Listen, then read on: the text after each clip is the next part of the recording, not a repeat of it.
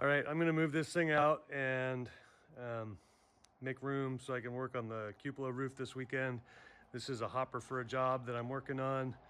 I can set it out. It's mostly done. I've got a little bit of touch-up stuff to do, and I got to remove my pick and eyes. I may not do that until it's installed because I might end up needing them.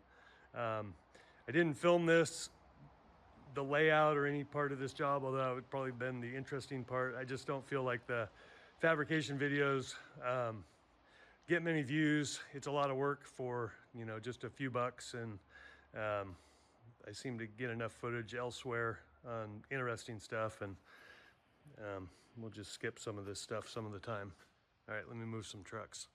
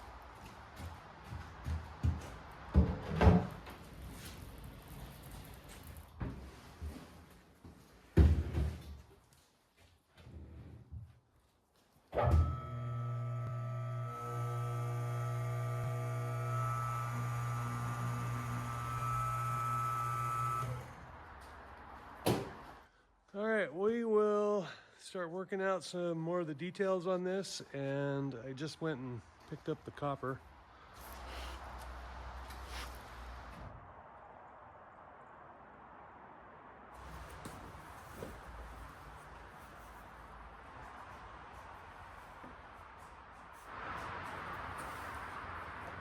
All right, this pattern isn't good enough to use anymore for the copper, but I can use it to break down the copper, so I can kind of get it out of the weather, and it's a little easier to manage.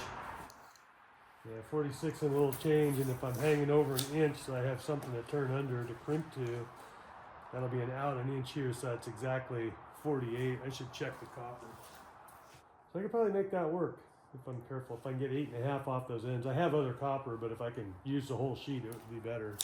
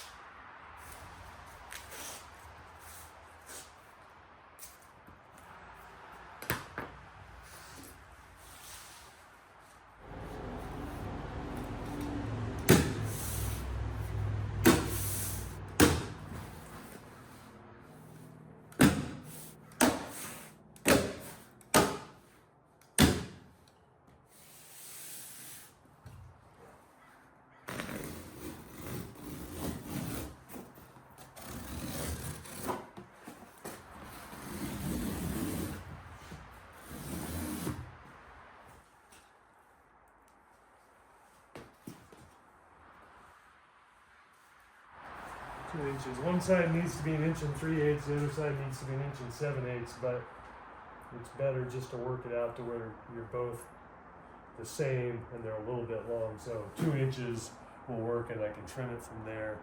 So I'm going to cut a little block and get a pen on it so I can scribe that on both sides.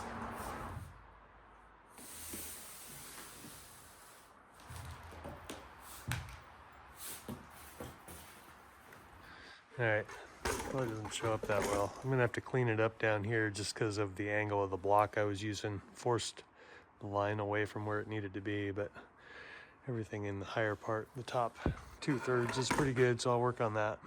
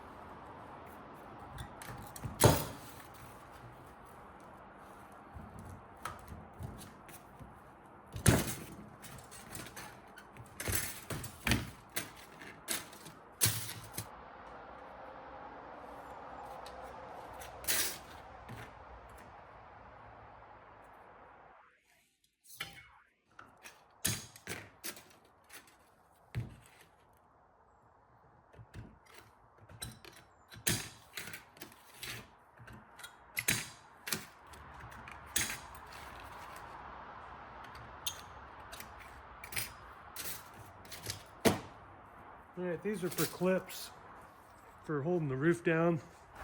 The bottom gets a drip edge that's fastened down. The roof crimps around that. That doesn't need any support other than the drip edge being physically fastened. The hips, essentially it doesn't need too much attachment because it does all hold itself together. There's no way for anything to get in there and lift. But I probably will put 2 clips here, mid-seam. Like, I don't need one down here. I can probably get to about here and then here. So probably 2. I've made 10. I might do as many as 3. I'll probably cut enough for 3 on each one, just depending. The reason I would add another one would be that I wanted to lift away somewhere in here, and I need to physically help hold it down, which that would do. So I could see one here, here, and then maybe here, kind of asymmetrically, but we'll wait and see. I don't know exactly how it's going to lay out. I'll cut 2 more of those and then we'll clip them out.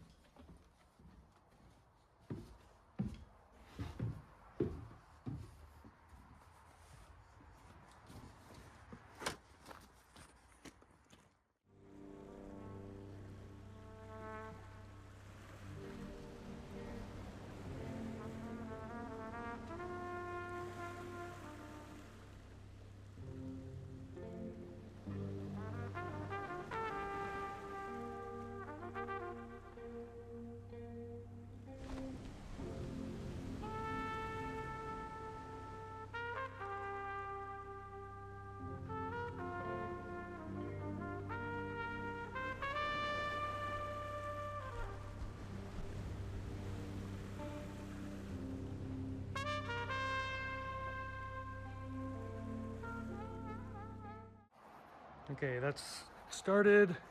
Happy with the drip edge on that. It's ready. I got the tape on the corners here, just because when it's at eye level, they're kind of snaggy. So I want to make sure I don't get cut on those.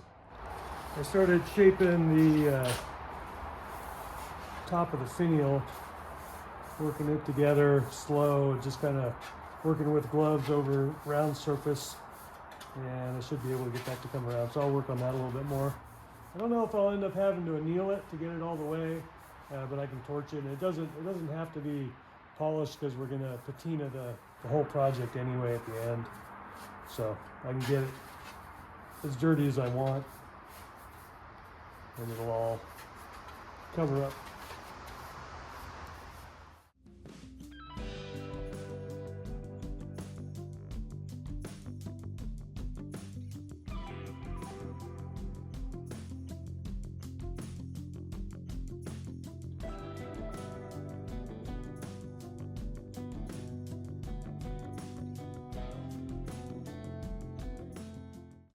All right, I'm a bunch closer now. It's closed up.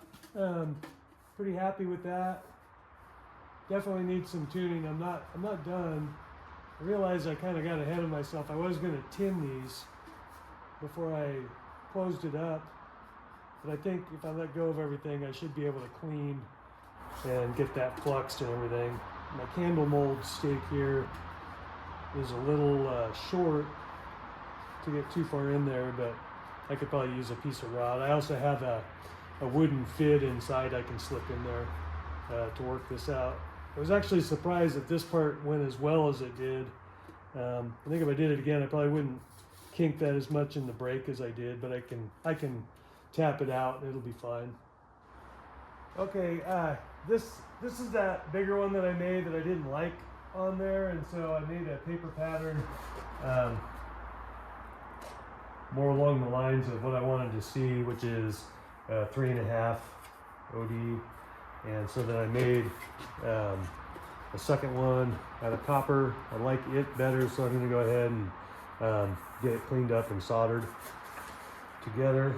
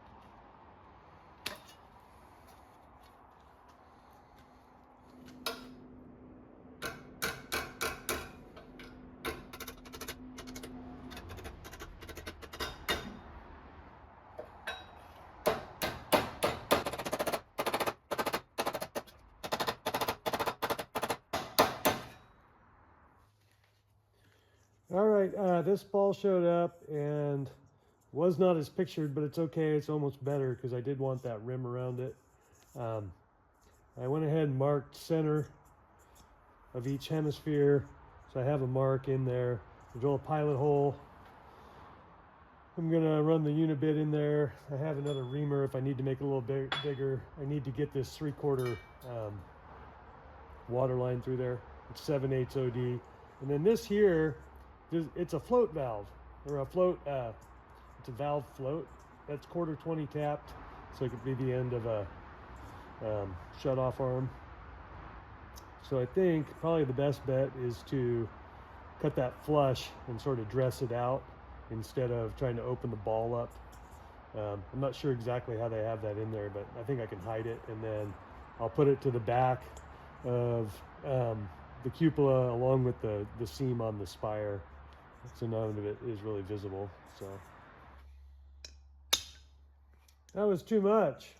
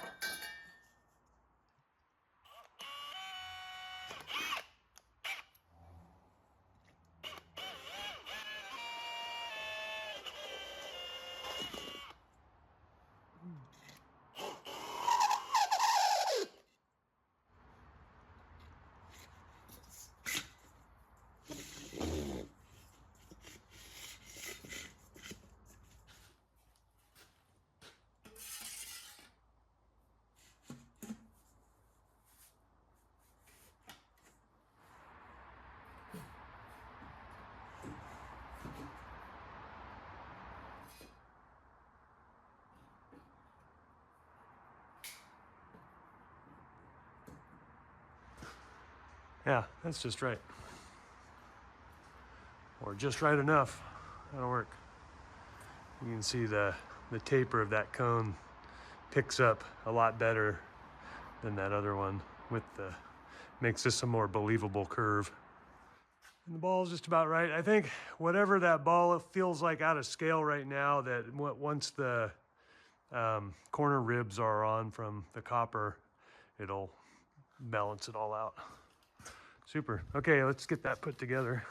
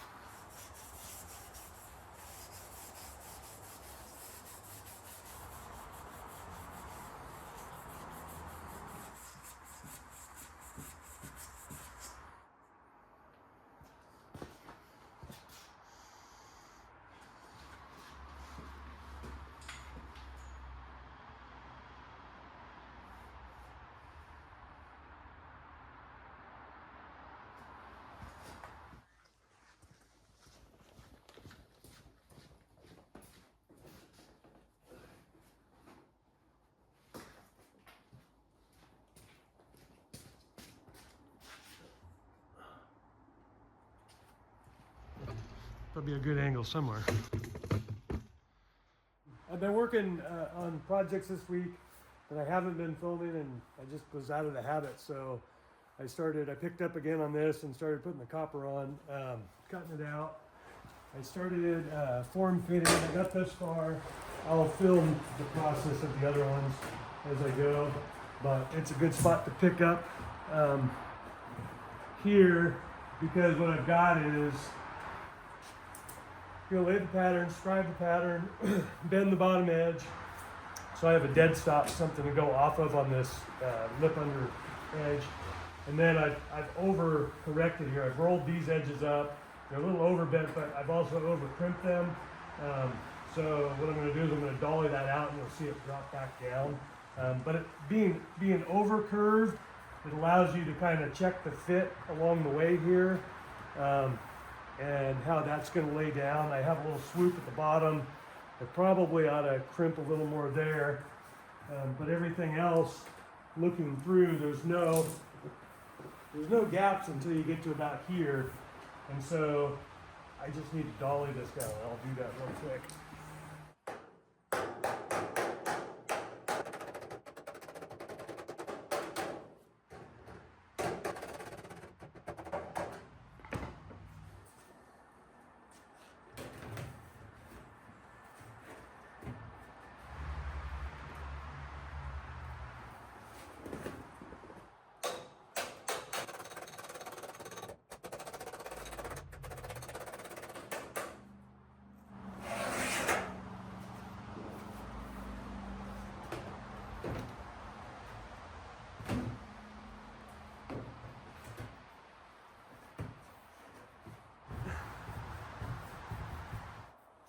I could clamp it on and leave it, but it would be in the way of the next sheet, so I'm going to set it aside. But I am going to mark it so just in case I lose track of them.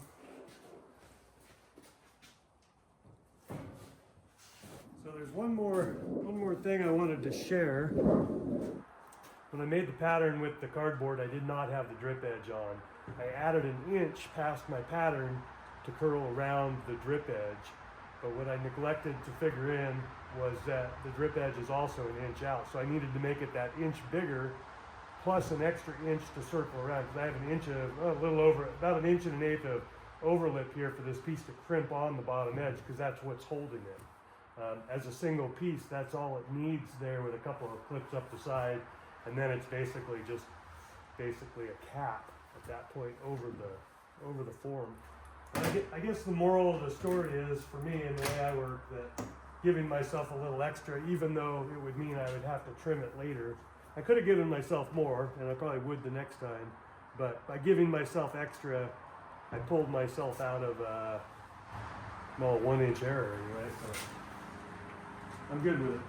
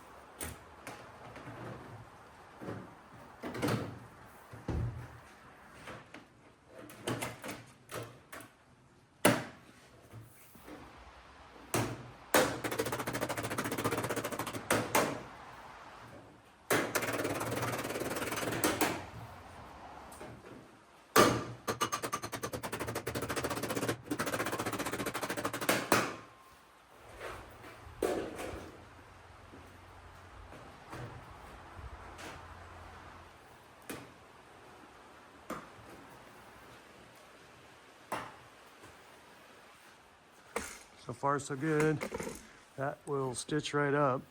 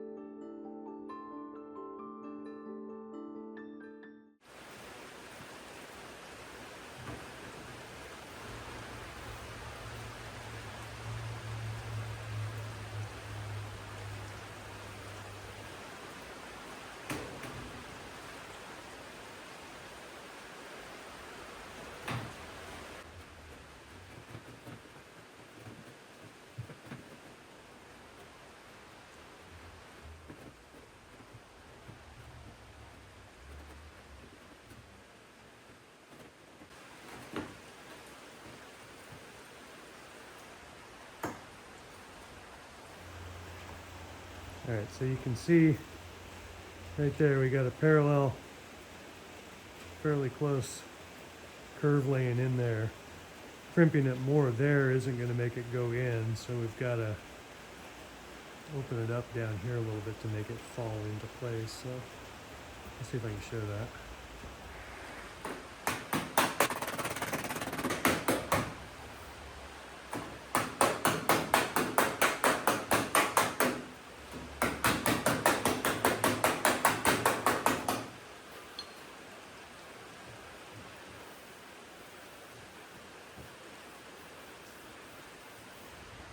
That'll pull together.